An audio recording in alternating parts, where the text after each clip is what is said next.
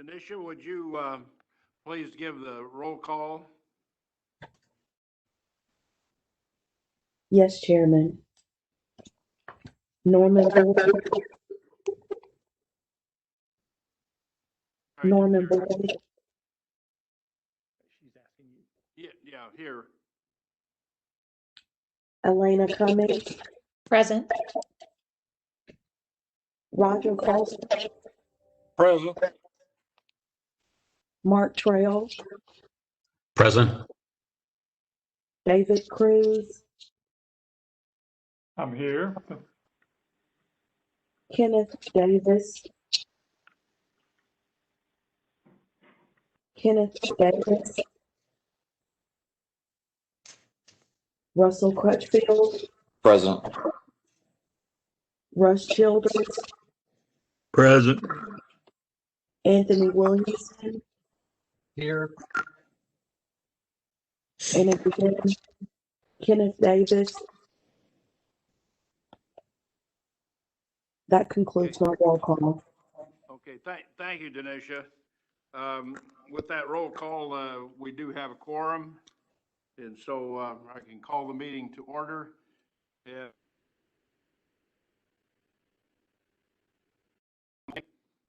And we, the commissioner and I are here in the conference room, and we have two items to consider for voting today, and some other items here on the agenda. So we will proceed right to those. And the first thing in the agenda is I'll ask Elena Cummings, our secretary, if she has read the minutes of the November 12th meeting and if she would recommend those for approval. Thank you, Chairman Boyd. I have reviewed the minutes from the November 12th meeting and find them to be in order as written and make a motion to approve. Motion has been made for approval of the minutes. Is there a second? Second, Williamson. Is that Mr. Cruz? Williamson. The seconding? I'm sorry? It's Anthony Williams. Oh, Anthony, thank you. Yes, so the motion's been made for approval and seconded. All in favor say aye. Aye. Opposed? Abstaining? Hearing none, the minutes of the November 12th meeting are approved as written.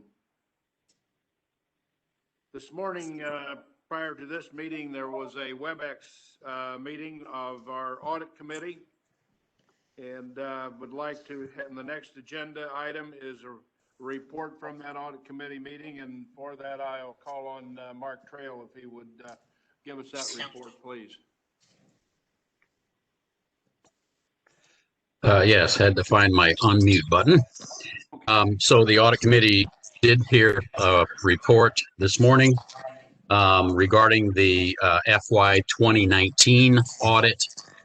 There were 3 financial statement findings previously reported and being addressed or resolved, 6 federal award items, many of which are likewise already addressed or being addressed. Some will be addressed by the end of the year. Others, one that regards some system changes to the MMIS system, will require appropriation from the legislature, which of course is expected to be pursued in this next session. That's all I have, Mr. Chairman, unless there are any questions. Are there any questions for the audit committee? The audit committee report, please. Hearing no questions. Mark, thank you very much for that report. Yes, sir, Mr. Chairman. And the next item on the agenda is the commissioner's report, and I'll turn it over to Commissioner Berry. Thank you, Mr. Chairman and members of the board. This week we had an opportunity to present to the biennial up in Athens, Georgia, the department's role and lessons learned of dealing with the pandemic. So we had a nice presentation for them where we went through each division's responsibilities. It was well received. There were several questions that we were asked about. One was the World Congress Center. And just to make sure everybody's aware, the World Congress Center is currently in a warm state, which means that it can be turned on to receive patients within about 36 to 48 hours if we need that from a capacity standpoint. As of this moment, we're not feeling the need to turn that on, but it is available if we need it. And that was the big question that was asked. If we needed additional capacity, could we get that turned back on? We also have had the opportunity to participate with Governor Kemp as he has led some discussions with both the long-term care facility associations and membership, along with the hospital association, to discuss their needs. And the governor has committed to have ongoing dialogue with them so that he can be made aware of urgent needs that they have. And again, it's been an honor to sit with him and be a part of those discussions. I think many of you may have read about those in the newspaper. The governor made the commitment that those will continue. That was not just a one-time deal. So great opportunity to hear directly from them. And then finally, just wanted to, again, and I know it sounds at times like a broken record, but again, thank the frontline team workers. While it may sound like a broken record to us, they're dealing with this on a day in and day out basis without it letting up. And right now, with numbers increasing, having to continue the fight like we've never experienced before. And so I want to certainly recognize them and thank them for their service. Both those that have been in Georgia for a long time and those staff members that have been brought in from out of state to help us. We are grateful for your service. And on behalf of the state of Georgia, I want to thank you. Mr. Chairman, I'll turn it back over to you. Thank you. Thank you, Commissioner. Are there any questions or comments for the Commissioner, please? Hearing none, thank you for that report. And we'll move to agenda item, the medical assistance plan, the demonstration waiver application to extend postpartum services. In this, it will be a presentation, and following that, we'll be asked to vote on a final adoption. And that the presentation will be made by Lynette Rhodes, Executive Director of Medical Assistance Plans. So Lynette, you may proceed. Thank you. Good morning, Chairman Boyd. I just want to confirm that you can hear me. Yes, Ken. Great. Yes, we can. Great. Again, good morning, Chairman Boyd, Commissioner Berry, and board members. Pending final adoption from the board and approval from CMS, we are proposing to extend postpartum services for pregnant women from 60 days to 180 days or 6 months. Per the provisions of House Bill 1114, the department was directed to provide postpartum care for mothers for a period of 6 months following the date the woman gives birth. Additionally, House Bill 1114 requires the department to submit a waiver application to the U.S. Department of Health and Human Services. The department is proposing to submit a 5-year 1115 demonstration waiver application that will reduce postpartum maternal morbidity and mortality in the state of Georgia by extending access to quality care and by ensuring continuity of care and care coordination during the postpartum period. The 1115 demonstration waiver, once approved, will grant the authority required to extend postpartum Medicaid coverage from 60 days to 180 days or 6 months. 2 public hearings were held. The first public hearing was held on October the 15th at 11 a.m. via WebEx. The second public hearing was held on October the 19th at 10 a.m. In Savannah, Georgia, in person. Written comments were due on or before November the 9th, 2020. We received 1 oral comment from Jesse Wethington, representing the Georgia Quality Healthcare Association. We received 14 written comments from 35 organizations and 1 individual.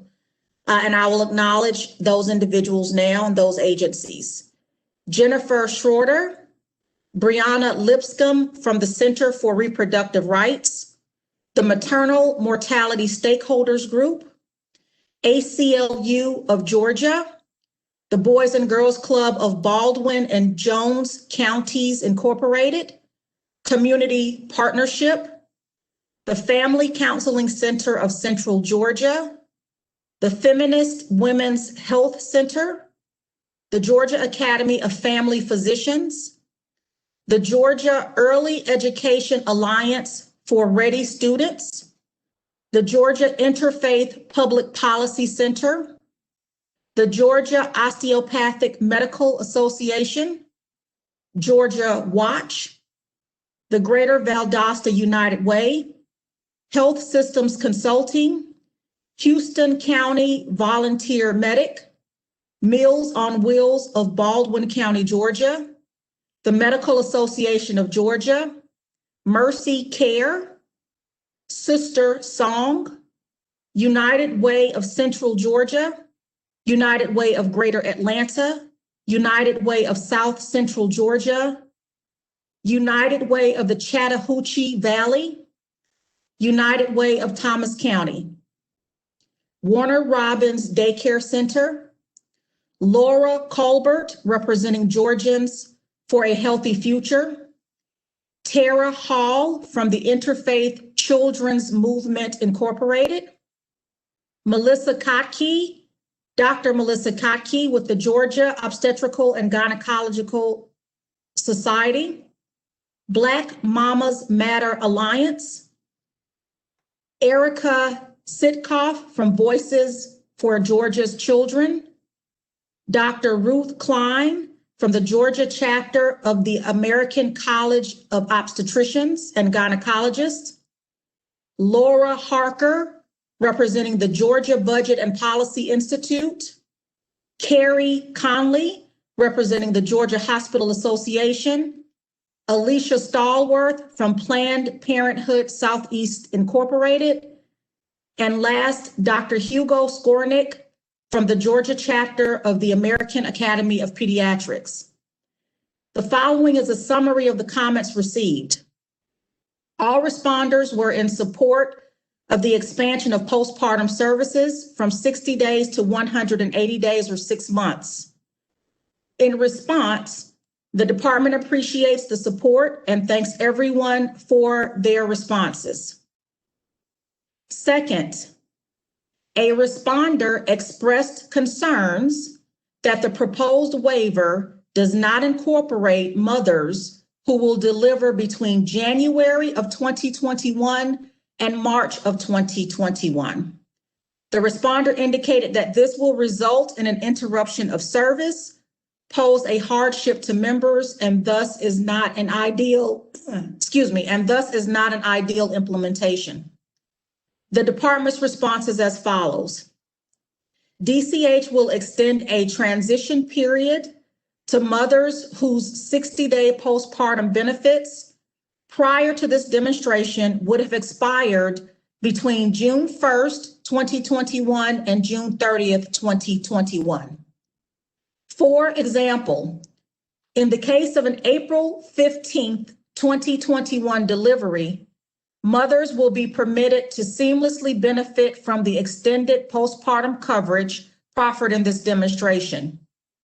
Due to budgetary constraints, the demonstration waiver does not contemplate a transition period for mothers whose 60-day postpartum benefits expire prior to June 1st, 2021. I will pause to see if there are any questions from the board regarding this comment and the department's response. Any questions or comments from the board, please? Hearing none, you may proceed. Thank you. Several responders expressed support of the expansion of postpartum services from 60 days to 180 days or 6 months, but urged the state to extend postpartum coverage to 12 months after the date of delivery. The department responds accordingly. The General Assembly appropriated $59,704,892 to extend Medicaid postpartum coverage for an additional 4 months. The department acknowledges the request to extend postpartum services to 12 months and may consider this request at a later date.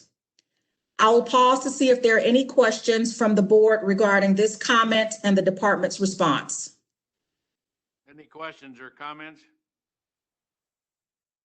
Hearing none, you may proceed. Okay. Two responders expressed support of the expansion of postpartum services from 60 days to 180 days or 6 months, but recommended the state expand Medicaid coverage as permitted under the Affordable Care Act. The responders indicated that full Medicaid expansion would support the financial sustainability of the Medicaid program by yielding savings in a variety of Medicaid programs and ensuring fewer coverage gaps. The department responds as follows.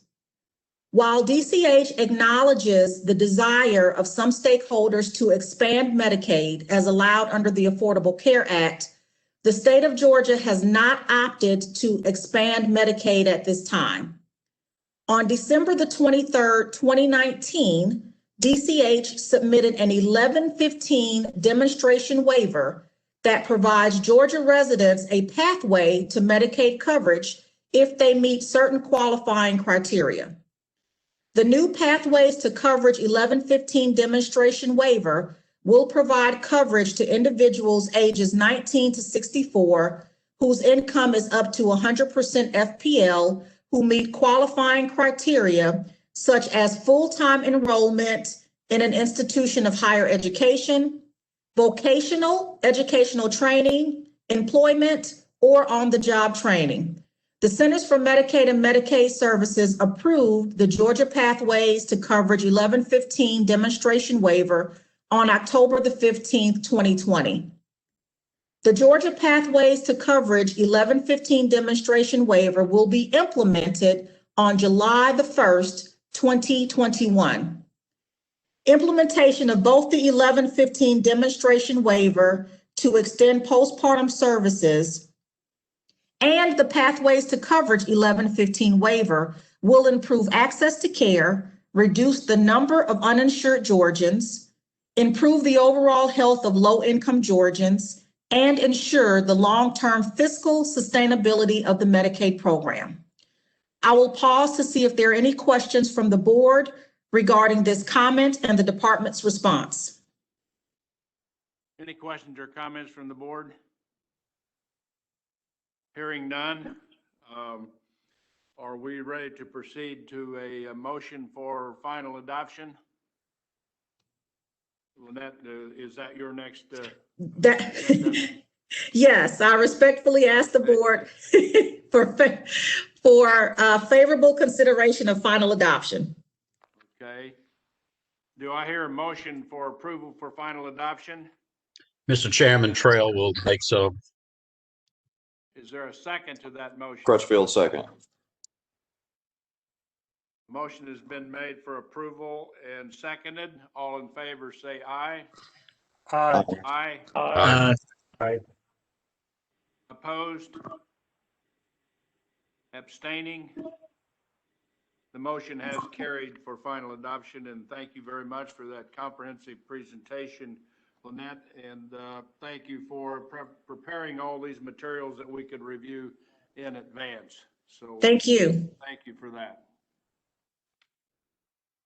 Our next item to consider, this will be consideration for initial adoption and covers rules and regulations for enforcement of general licensing and enforcement requirements. And Melanie Simon, Executive Director, Healthcare Facility Regulation, will make that presentation. Melanie, please proceed.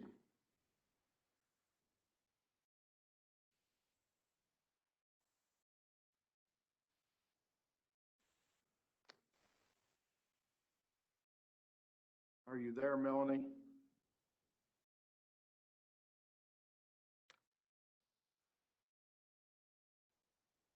Good morning.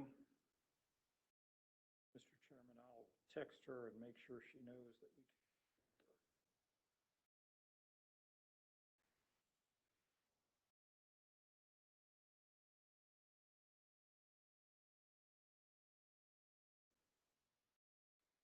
she says she is speaking.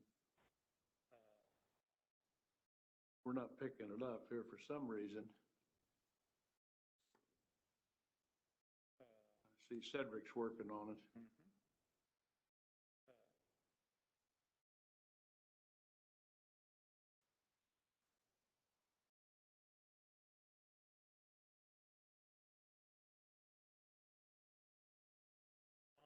Cedric, she's on the phone. Does she have to log into the web?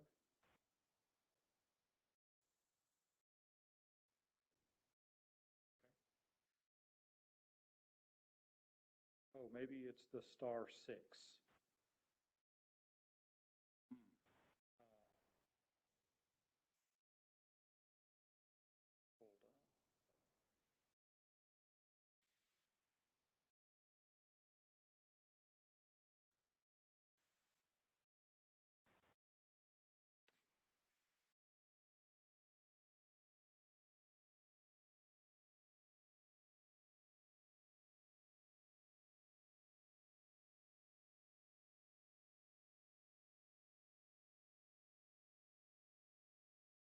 She's working on it. Let's just, if acceptable, we'll give her just a minute more. Well, we'll get, sure. Here's the other thing that I can do is I can get her on and then she can do it over the phone on this way. Let's do that. Okay. So I know how we'll do it. Tell her, is that Melanie? Here's what I'll do. I'll just put her on this one and let's see if we can get her this way.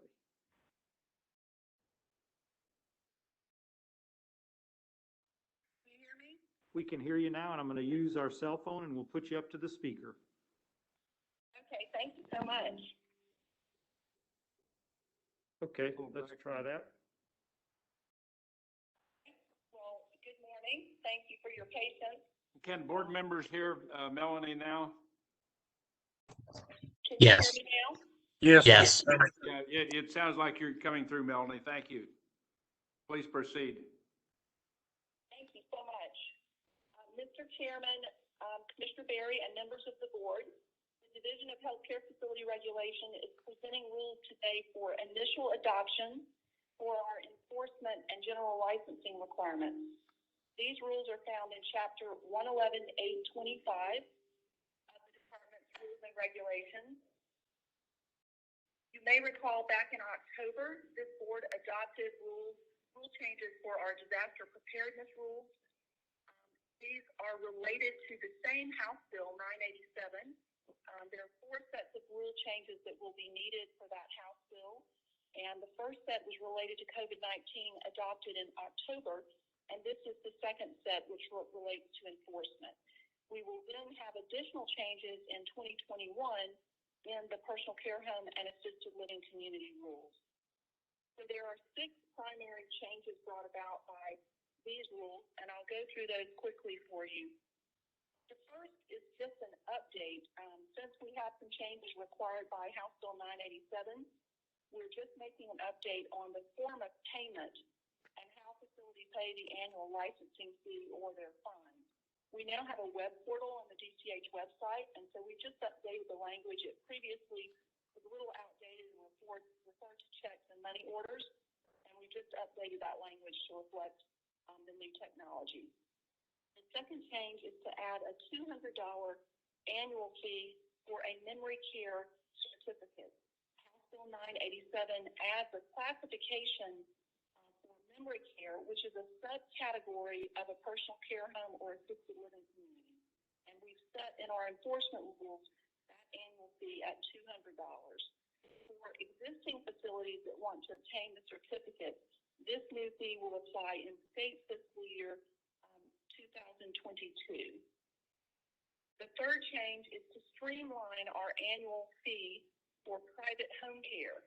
This, of course, is a growing licensing category. Certainly, during the time of the pandemic, many seniors want to obtain care in the home. Previously, this fee was calculated by looking at the number of full-time equivalent staff hired by the agency, which was a very complicated formula. And so we're streamlining that to have a flat fee for based on the types of services offered. So $250 for companion sitter services, personal care services, or nursing services. So $250 a year for each type of service provided by the private home care agency.